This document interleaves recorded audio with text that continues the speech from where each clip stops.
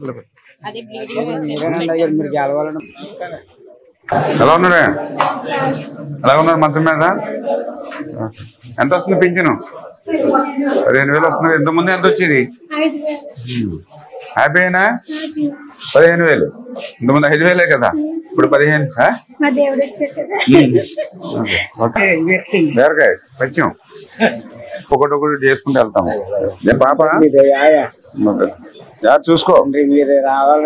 అంతకుముందు మన గవర్నమెంట్ లో మంచి కట్టెలు పెట్టి ఏసీలు పెట్టి మంచి ఎయిర్ కండిషన్ రూమ్ కింద చేసాం.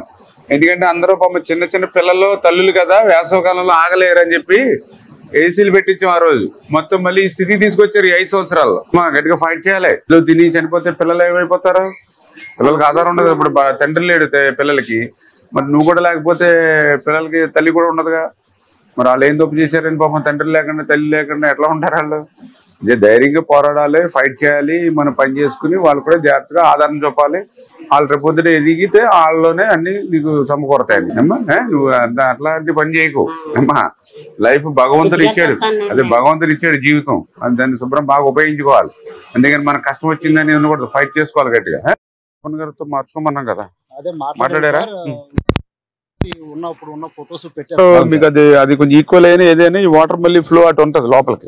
వాటర్ కూడా ఇలాగ దాని మీద డౌన్ ఉండాలి మనకి. బయట పెడతాం. ఇది కూడా స్లోప్ ఇలాగా పెడదామని అనుకున్నాం సార్.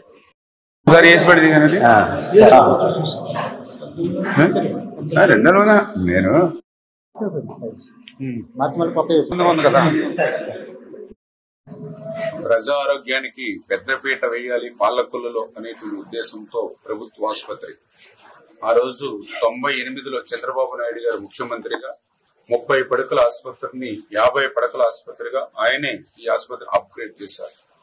మళ్ళీ 2019లో మళ్ళీ చంద్రబాబు నాయుడు గారు ముఖ్యమంత్రిగానే ఆ 50 పడకల ఆసుపత్రిని 100 పడకల ఆసుపత్రిగా అప్గ్రేడ్ చేయడంతో పాటుగా 12,60,00,000 రూపాయలు నిధులు మంజూరు చేసినటువంటి పరిస్థితి. అవి కూడా నాబార్డు సహకారంతో సంవత్సరంలో పూర్తవ్వాల్సినటువంటి ఆ ప్రాజెక్టు దురదృష్టవశాత్తు ప్రభుత్వం మారడం వల్ల 5 సంవత్సరాలు గడిచినా కూడా ఆ యొక్క కొత్త ఆసుపత్రి నిర్మాణం పూర్తి కాక ఆ రోగులకి పూర్తి స్థాయిలో సేవలు అందించలేనిటువంటి పరిస్థితి.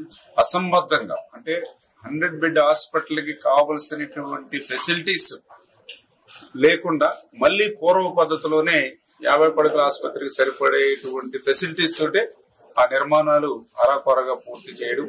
ఆ రకంగా ఎంతో కష్టపడి నేను 14లో ఎమ్మెల్యే 19 4 సంవత్సరాల నుండి పోరాడి ఎంతో కష్టపడి నిధులు తెస్తే దాన్ని కొంతమేర ఇటువంటి ప్రజలకు ఉపయోగపడినటువంటి పనులు చేయడం ద్వారా మరి కొంత వెచ్చించినటువంటి సొమ్ము కూడా ఉపయోగం లేనటువంటి పరిస్థితి.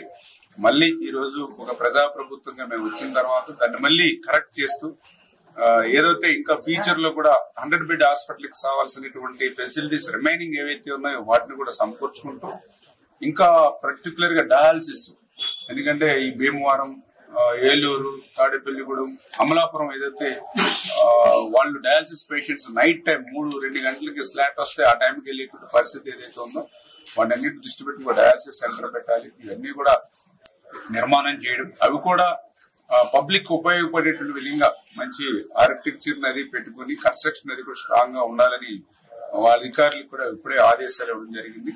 ఈ లోపుగా ఏదైతే పాత బిల్డింగ్ అది కూడా నీరు గారుతూ ప్రమాదభరితంగా ఉంది కాబట్టి అవసరమైతే ఒక 3-4 వార్డ్స్ ను ఇందులో ప్రిపేర్ చేసుకుని వాళ్ళందరినీ కూడా షిఫ్ట్ చేసుకుని తాత్కాలికంగా ఇక్కడ సేవలు అందించండి. భద్రత కూడా మన పేషెంట్స్ ముఖ్యం కాబట్టి ఈ వర్క్స్ చేసుకుంటూనే వాళ్ళకి సేవలు కూడా ఈ కొత్త బిల్డింగ్ లోనే 4-5 ఎమర్జెన్సీ వార్డులు క్రియేట్ చేసి వాళ్ళ అకామిడేషన్ కూడా ఇక్కడే ఇవ్వమని కూడా అధికారులు కూడా చెప్పడం జరిగింది.